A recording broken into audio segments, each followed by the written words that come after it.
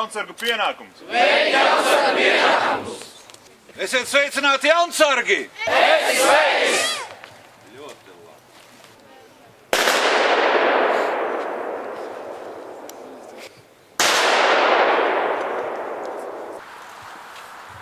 Izskats, asa, liktenis pļauj dzīvības bez žēlu. Kāpēc tik jaunu atņēmi tu manu mīļo dēlu?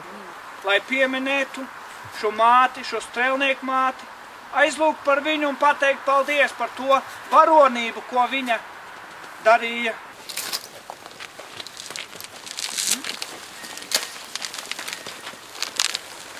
Labāk manu galvu ņēma, nekā manu tēvu zem.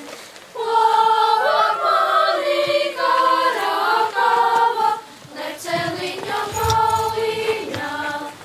Vienkārši tiešām vēlējos atbraukt šeit, jo šeit jau es 3. reizi. Un tās sajūtas, kas šeit ir, atbraucot šādu pasākumu, mums dod pišķiņu spēku un attālpu no ikdienas. Un cenšos apmeklēt bojā gājušos ģimenes pasākumus, lai godinātu viņu.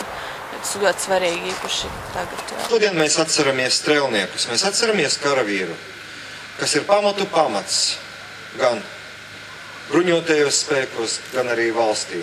Uzskatu, ka skolēniem ir jāzina mūsu valsts vēsturi un jo īpaši strēlnieku varonību, ka šeit, un viņi jau zina, ka 9000 kritušie ir, un tāpēc mēs esam šeit, lai pieminētu kritušos. Es esmu pirmo reizi, bet man ļoti patīk tādi atceras pasākumi, un domāju, ka, ja nākošais gadu būs, arī braukšu.